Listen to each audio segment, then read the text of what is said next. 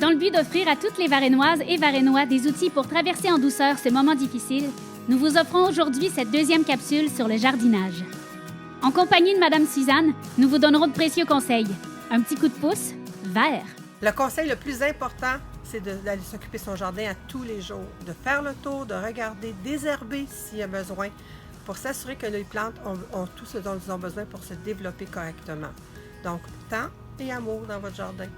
Les bienfaits du jardinage sont immenses. Vous passerez des moments agréables, seul, avec votre conjoint ou conjointe, ou avec vos enfants, à vous occuper du jardin et à voir pousser vos fleurs et vos légumes. Ce sera votre petit coin de paradis. L'espace idéal pour démarrer ce fameux jardin doit être dégagé et ensoleillé. Sachez avant de vous lancer que certains plants, comme les zucchinis, prennent énormément de place. Ce sont des plants rampants. Vous disposez de peu d'espace? Il est toujours possible de cultiver en pot ou en bac. Évidemment, cette façon de faire limite davantage les choix, mais le plaisir de cultiver chez soi, lui, n'est pas diminué. En plus du lieu et de l'emplacement, il faut s'assurer d'avoir une terre contenant les éléments essentiels pour bien nourrir les plants. Si vous cultivez en bac, il faudra être attentif aux moindres signes de détresse. 3 éléments importants, l'arrosage. Il faut arroser nos plantes à partir du moment où on les met en terre. Vérifier l'arrosage à tous les jours. Dès que la plante va sortir de terre, continuez à vérifier l'arrosage parce qu'elle peut peut-être avoir besoin de plus d'eau. Je vous dirais de laisser sécher entre les arrosages pour être sûr de ne pas arroser trop ou de faire mourir vos plantes. La fertilisation.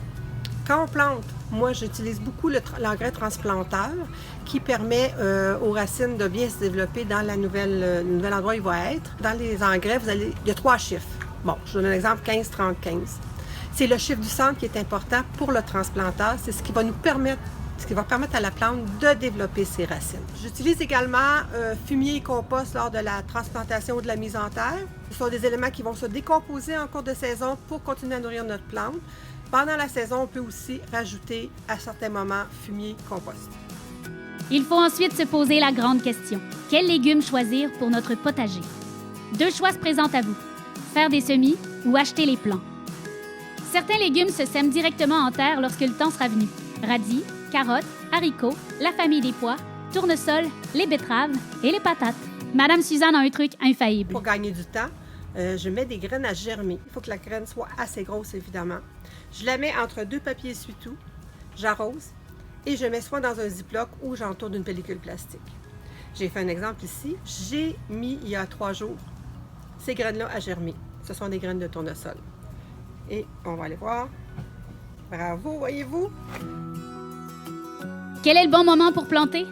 Il faut attendre que les risques de gel au sol soient passés. Vous devez donc suivre la météo. Généralement, à la mi-mai, dans le meilleur des cas, vous pourrez travailler dans votre jardin.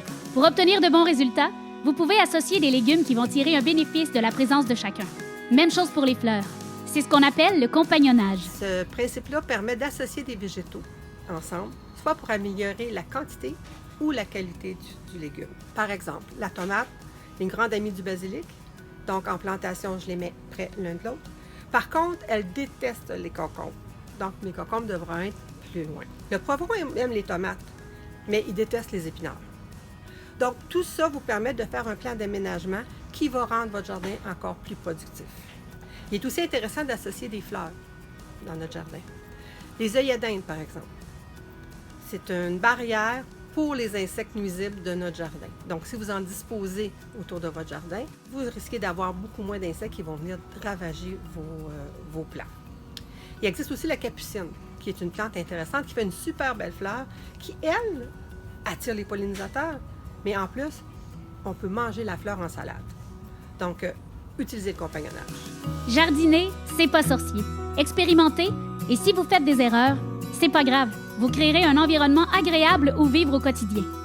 Vous aurez à portée de main de beaux légumes biologiques et vous contribuerez au maintien de la biodiversité.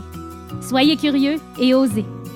Pour de l'information supplémentaire concernant cette capsule ou pour vous équiper pour votre jardinage, n'hésitez pas à venir consulter le personnel du Centre Jardin Varennes.